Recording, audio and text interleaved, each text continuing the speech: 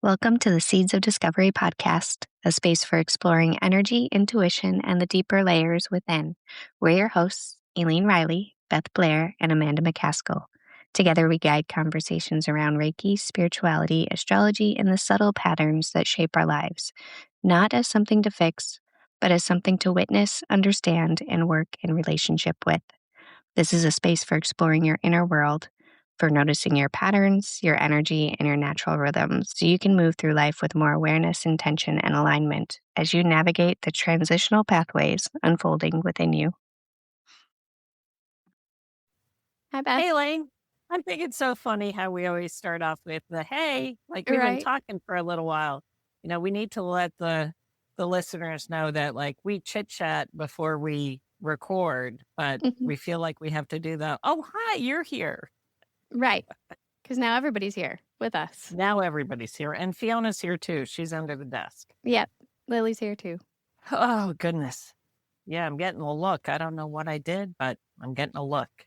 There was a big right there. I'm working on my So today we're going to talk about Feng Shui, but we're going to talk about Feng Shui, I think, in a little different way with the energy. Reiki for real life. Well, we use Feng Shui for real life too, because it is all about the energy, right? So it's an energy practice. The purpose of it is for balance and harmony. But here's the reality. Life doesn't stay in balance. Life doesn't stay in harmony. And the more we try to deal with that, like we just had the precursor to that, right? We were just talking about some of those things. The more we try to control it, the more we can feel disrupted. Now, the outside world of your home, outside your personal environment, wears on you. So you want to have your home, your living space, your workspace in a way that can support you. And so Feng Shui is one way that you can do that. Now, originally, Feng Shui was meant to support your ancestors, give them a good place to be buried. Oh, I didn't know. That's cool. Yeah, so you picked your land based on, an auspicious place for the ancestors. Now, here's the thing. Not everybody gets an auspicious piece of property. Not every place has a great view. So then what do? You have to balance it out, right? So the style that I work with, I want to say it's simple. It's not so simple, but it's simple. You use a cube, and there are 9 areas of focus in your life, right? So you have your career or opportunities is at the center of the bottom of the cube. You have on one side, you have your self-knowledge, self-cultivation and knowledge. And on the other side, you have your helpful people. So the helpful people are the seen and unseen. They can be your teachers, your guides, special assistants. They could be, in my mind, they can be your animal friends. In our animal Reiki, it can be the divine animal kingdom. It can be the brothers and sisters of the light, that kind of thing. Then you have at the center square is your health and energy. Okay. Your vitality. It's the chi source in Tai Chi. And then to the left on that line is your family and your ancestors. And on the other side is children and joy. Okay. The back left corner of the square is going to be your wealth and prosperity corner. You're going to have your fame and reputation in the middle. And then you're going to have your relationships and partnerships in the back right. Okay. Now, that's a lot of stuff. And it's like, can you work with all of those at the same time? What is your focus? What is the thing that's showing up in your life right now that you want to work on? And pick one. Because if I try to move all of these things and balance all of these things, something in my life is going to come out of balance. If I'm trying to balance my career and my family and my reputation, and I want more money, I feel like I'm just having the same conversation that we had pre-recording. No, I know, just kidding. right? I know. Well, you said let's do feng shui, so here we go. It can be a lot, but here's the thing: if you focus on one aspect, they're connected. They're next to each other. They bump up against each other. One is going to influence the other, right? So you could lay this grid, the cube, over your whole house, or you can have it focused in one room or on your desk, for where you work. So that kind of thing. So as I was, maybe it was 2 weeks ago, I think, I was in a place where I wanted some transition to come in. And I was looking at the room that I spend the most time in, which is my living room kind of thing.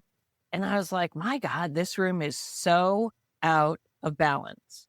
Like it was chaotic. It was a dumping ground for so many things. And I was like, I wonder if I just did the cube, take my own advice, do the cube in this room, and what will happen, So I set a corner with the partnerships because we're doing a lot of work with Reiki for real life, and that's a primary focus for me. I want to strengthen that area. I want to attract the things for our partnership that we need.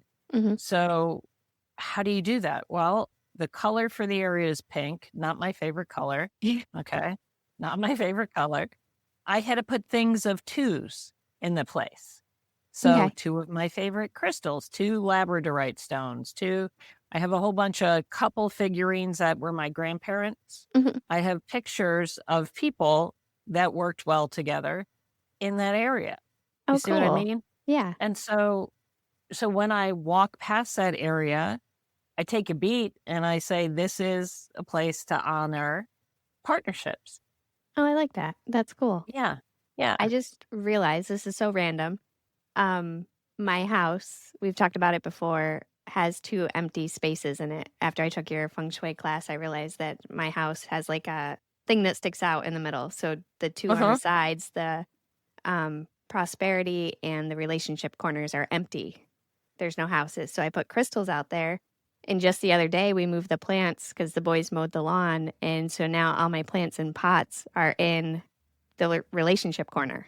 So all my vegetables are growing in that corner. I also buried rose quartz out there a while ago and citrine in the prosperity corner because it was empty, but it needed energy there. You taught me that. So maybe I need to go revisit those and put some energy back into them.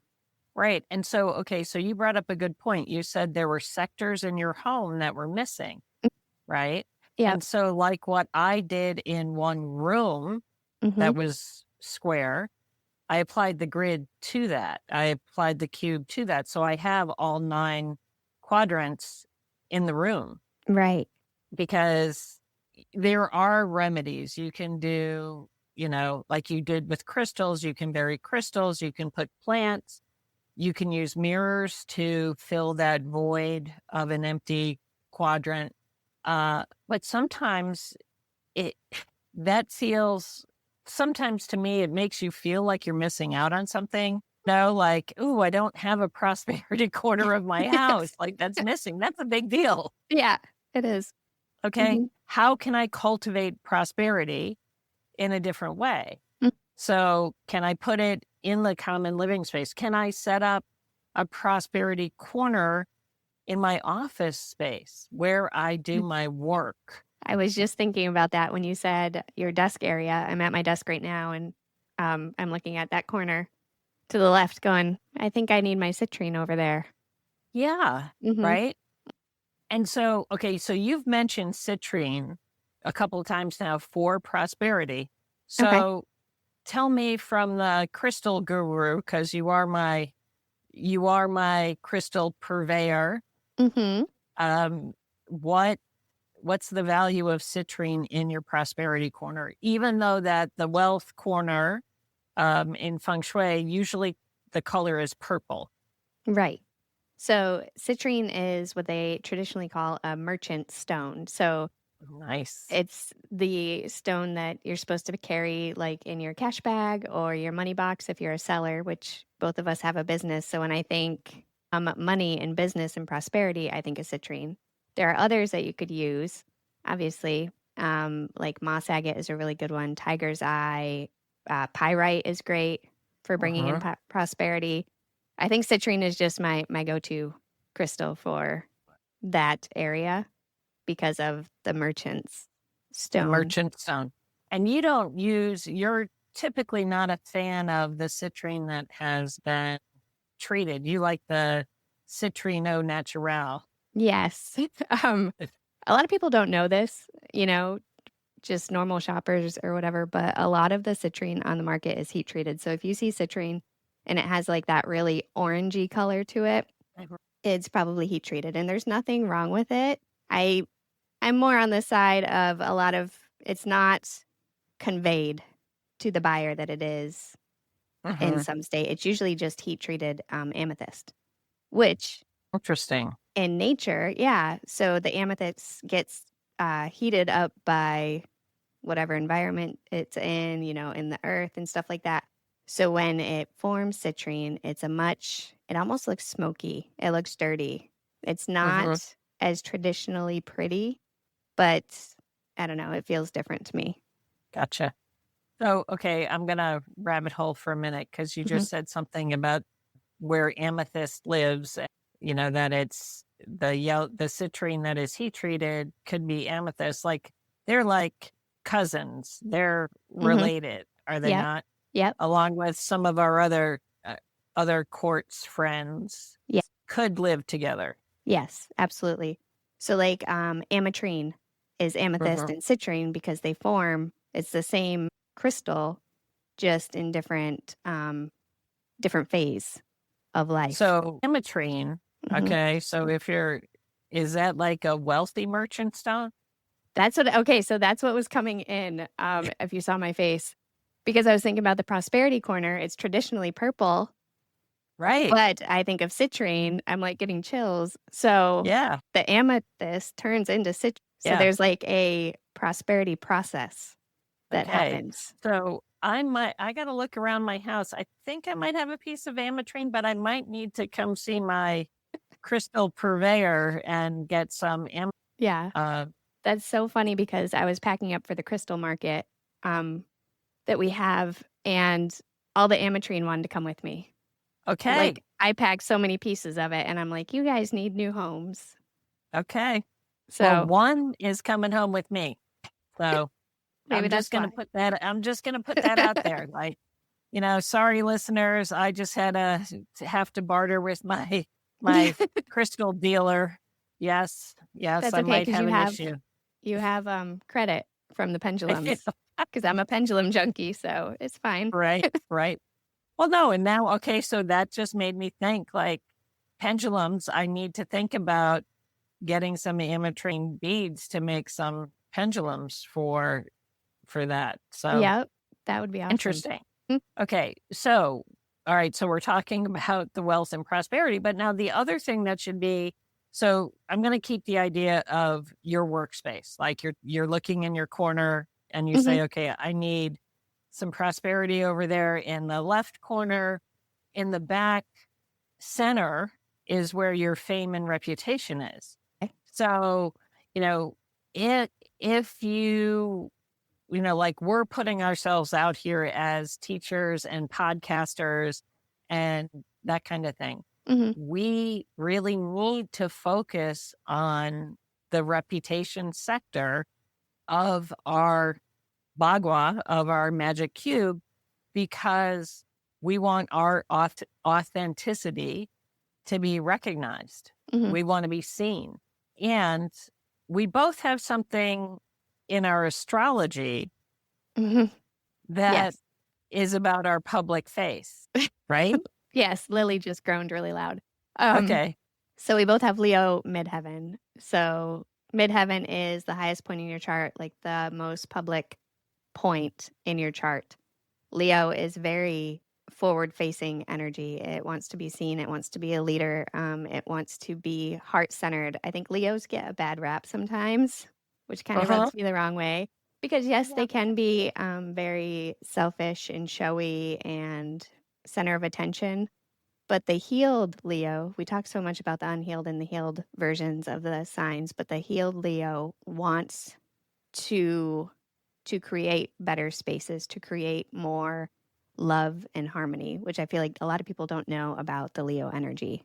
So that is, you need to say that again, because that is a tenet then, if you think about what we're talking about with Feng Shui, that is like a cardinal rule of Feng Shui, which was, you said something about the environment. So can you try to say that again? Yeah, I never remember what I say. They want to lead because they want to make the space more centered for people. Like they truly want to help people. They want to drive the collective forward, but they want to do it from the heart space. Okay.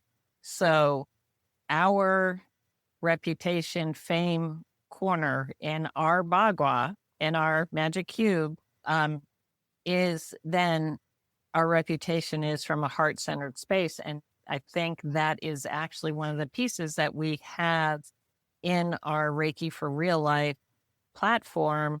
Purpose, goal is helping people bring Reiki into their life for their highest good, to bring themselves back to their authentic self, because that will make this a better place to live if everyone's operating from that place. And we mean that from our heart space. So like, this is lighting me up in a way I didn't even realize that it was going to light me up. So there you go. Yeah. There's a lot of cool pieces there. Yeah, I like that. So for fame and reputation, then, even though the color is red, what crystal friends come to mind for fame and reputation and Leo for us? I would say for us, yeah. For us. So first off, carnelian, because that is a very warm, it's strength, it's courage. But to me, like red jasper, something like that is very fiery. It's very forward, which you can use that for fame and fame and what is it? Recognition. Yeah. Reputation, recognition. Yeah. Your public face, your public face. Someone like me, that's too much. That's too much fire. So I like carnelian. It's kind of like a more mild fire crystal. It's rooted what about more. That cool one that we got just a little bit ago, the golden healer with the pyrite? Yes, that would be very good, because that gives very Leo energy. I'm looking at it in my mind. Solar plexus. It also brings the prosperity because it has the pyrite in it too. So if you think about the two together, because like you said, they're next to each other.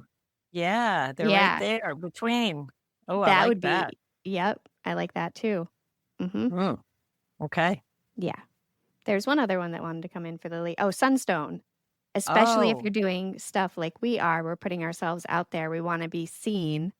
The sun gets, it shines. We want to shine. So sunstone would be a really good one too.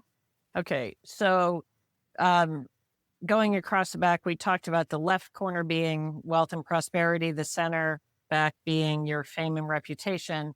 The right corner is your relationship and partners. And I mentioned that in my living room, like that I have couples in that, corner and things that remind me of successful, healthy relationships or relationships, partnerships that meant something to me. Right. Yeah. Because it's not just, the relationship corner is not just about the love corner of your life. I mean, it can be. A lot of people focus on that. The top reason somebody wants Feng Shui is because they want to bring somebody, into their life. They want a love relationship, or they want money. They need something to stimulate their career, that kind of thing. Okay. So I just got to keep on the theme that we're going on. Since we're mentioning crystals for these areas, what would you put in the partnership corner? So fluffy answer, rose quartz. That's a go-to. It's a good one. It is. But deeper answer would be something like kunzite or mangano calcite, pink calcite. or even something like rhodochrosite or rhodonite. Those are... Or that, what is that one? Morganite? Oh, yep. That's another good one. Those are Yeah. very, to me, rose quartz, there's nothing wrong with rose quartz, but to me, it's a fluffy crystal. It's kind of surface level. And this is just completely my opinion. So many people work with rose quartz and have great outcomes with it. And I have too. But if you want something, I feel like a lot of times when we have relationship issues or we're trying to heal relationship stuff, we need to go deeper. And some of those other ones kind of hit that deeper, shadowy healing part of us. What are the two? I always mix them up. They're pink and they both have a little bit of black in them and they begin with an R. Rhodochrosite and rhodonite. Yeah, those two. Yeah. See, I always like flip-flop them. Yeah. But, those can take you into the dark and twisty. Oh, yeah. And help heal the dark and twisty parts of your relationship with the black flecks in there and stuff like that. Yeah. Yeah, like I said, those hit the shadowy areas a little bit more. Yeah. That really deep stuff that needs to be healed. Right.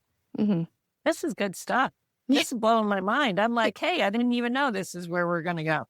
Okay. So coming down to the center line, I'm going to start in the very center of the square because this is important. This is your health center. This is the pulse of your home or the pulse of you. It's energy that radiates from the center. So it's like the balancing of the yin yang symbol, right? It's where the work is. And it energizes your overall health and well-being. So if the center of your home or the center of the room is congested or bogged down or doesn't have a good flow of, to walk through, to move through, you might want to clean it up because you want to be able to move freely in this energy for your health and well-being. And that color is yellow. So again, our friend citrine could be there. And certainly the golden healer could be there because think about this sits right underneath the fame reputation center. So that golden healer sitting right, your fame resting on that center could be very strong. Oh, yeah. But what other friends would you put in there? I think the first one that comes to mind is clear quartz. It's not yellow, but it's an amplifier. It helps to clear energy. It helps to amplify energy, and it is programmable, so it can be what you want it to be. So I think to have that in the center, because then it's going to give you what you need, Gotcha. even if you don't know what you need, pretty much. And then the one that's coming to my mind is that shiny, that happy one. The pineapple calcite? Yeah, that one. Yeah, I was just going to say that one. Because it's bright and it's shiny and it just has that. It's happy. Yeah. It's a happy stone. Yeah. Oh, and then the other one is honey calcite. Yeah. That's a juicy little, I use that in some pendulums and that is a luscious little stone. Yep. I like those too. Yeah. Okay. All right. So on the wings of our health center, on the left side is our family and ancestors. So this is your connections with your parents, your grandparents, your siblings, yikes, your relatives. And this is where you can strengthen your family connection. Now, in this place, I also put your created family. Okay. Because in our culture today, we don't have that nucleus of a family like we used to, where you lived in smaller communities and all your family was like right there.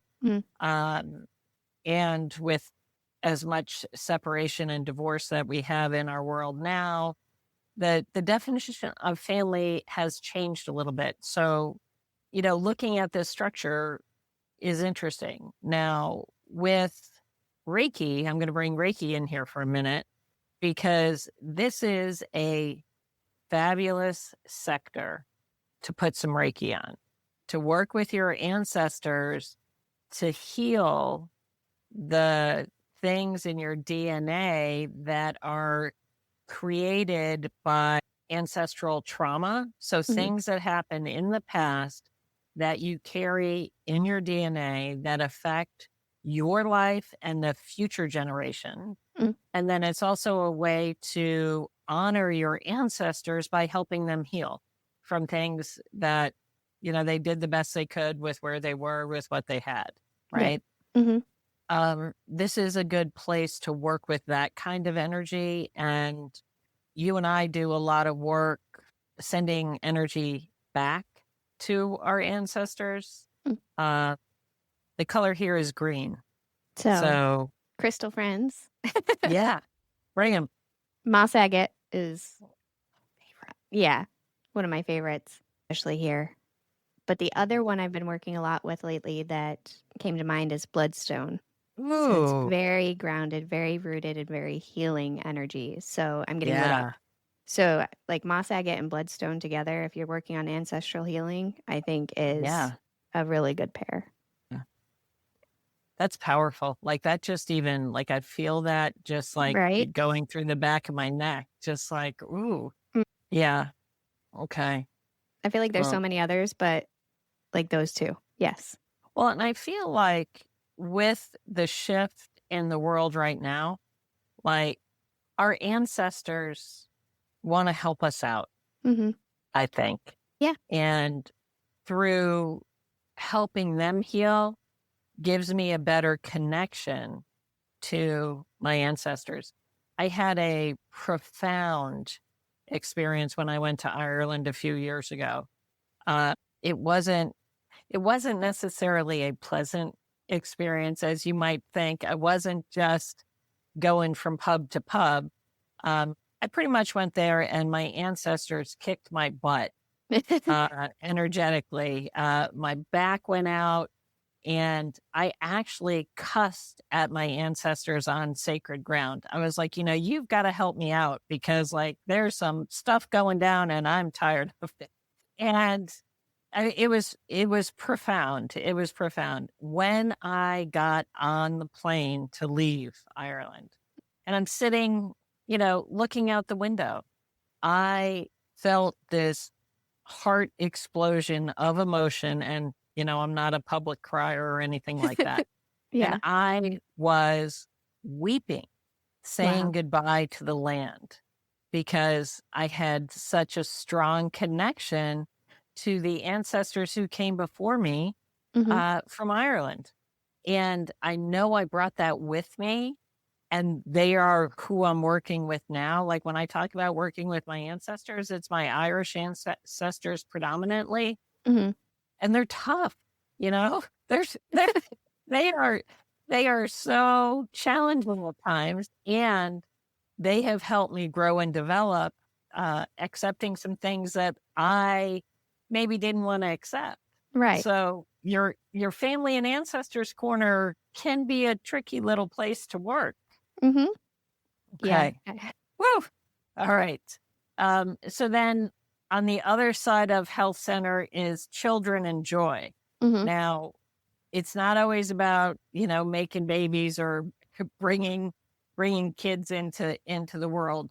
It is that connection to your inner child, I think, too, in this sector. So healing yourself from things that happened in childhood and stuff like that can be supported here.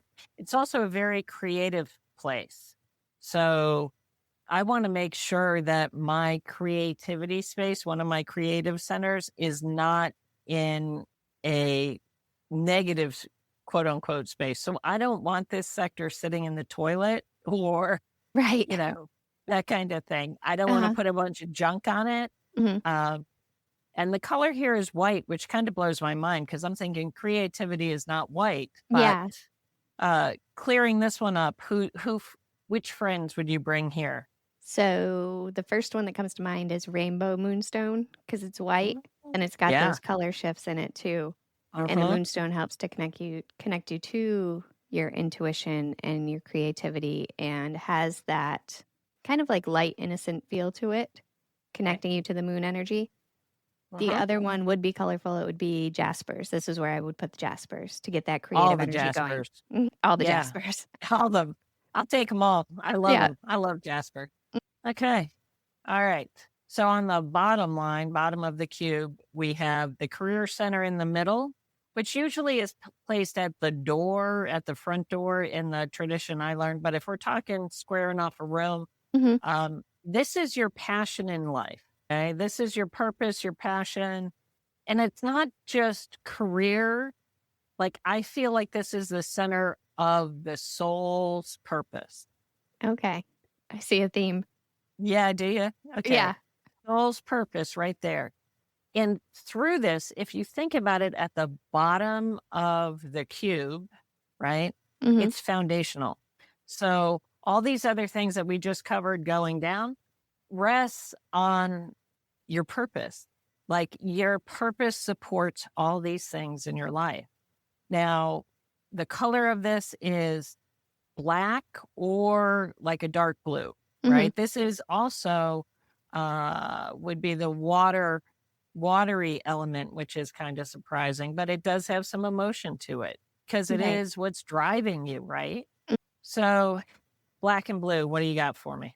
Let's see. The gold sheen obsidian would be, yes, because obsidian is heavy, it's grounding, it is very rooted, and I do feel like it's a foundational energy, but then it has that gold shift to it that helps to bring that lighter feel to it. That anytime there's a color shift or like a rainbow in a crystal, I feel like it kind of unlocks a different purpose, a different energy. So if you look at your purpose in your career, for me, I don't know about other people, but it's always changing. It's always evolving because we weren't born here. I don't think anybody was born with knowing their exact purpose. Right. And it changes over time. I said I noticed a theme here because pre-recording, that's what we talked about, is that's something I've been struggling with lately. And then I'm thinking as you're talking, and I have 2 grids on each side of my door that are very, very dusty and very, very not taken care of. I know. I see the look. So yeah, mission, the look is there. yes. Yes. Ask, accept it. So for blue, it would be lapis. Yeah. And that's very royal energy. It's I want to say high vibrational, but when you're talking about purpose, it kind of brings that higher level of energy to it. And then it has the pyrite in it usually too, which brings in that, the prosperity and the abundance, and not just monetary, but that thing that lights you up. It has that gold shift in it to bring the sun energy. And I'm gonna throw the black tourmaline in there just to keep it clear.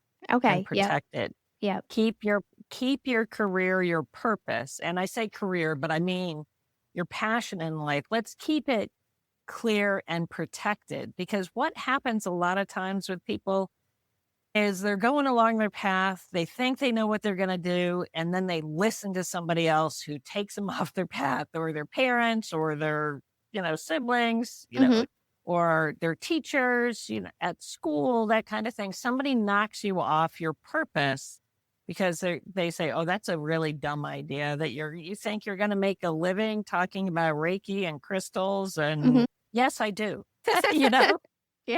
Yes, I do. So I want my purpose protected. And part of our purpose is greater than the crystals and the teaching people Reiki, because it really is, our purpose is to help people come back to their authentic self. Okay. That to me needs some protection, because so many people get trauma around being their authentic self. So I want a little protection there. Yeah. Okay. And we did talk, we did talk, or was this in pre-recording, about the knowledge, self-cultivation, and the helpful people. See, I've lost track. So I don't think we talked about it on here. Okay. All right. Well, then I'll bring them in. Okay. So to the left of your career is knowledge and self-cultivation. So this is the area of study, self-development. Creativity can be in here, but it's like creativity from the idea of solutions, coming up with ideas, that kind of thing. This is a blue color, as well as like the career center. It usually is like thinking of that dark, rich blue. This one, I think, more along the lines of some of the lighter blues. Okay. So for this one, I would do definitely sodalite because it's about communication, but it's communication through knowledge and through sharing information and Gotcha. groups of people. So when you talk about that knowledge and learning center, that's what I think of is sodalite. And then I'm blanking on some of the other ones. Like there's some that are coming to mind that I don't think are right, like the blue calcite, but I feel like that's too soothing, too calming. Yeah. Yeah. Well, like I'm wondering about like the Larimar, aquamarine. Those still feel too up. Yeah. Am I right? Like they're too heavenly almost. I feel like there's one that wants to come through and it's not like turquoise. Turquoise is like a green would be good. But it's very grounding. It's and if we're looking at the connections, that's very ancestral too, the turquoise. So that's next to the family ancestry. It is. That would be a good dual purpose one. A nice cornerstone. Yeah. There you go. I get nice cornerstone. Okay, and on the other side is the helpful people. Those are the seen and unseen teachers, mentors, guides, special assistants. So this is to strengthen you in receiving from others. Support from others. And so the color here is gray. And, smoky quartz comes to mind.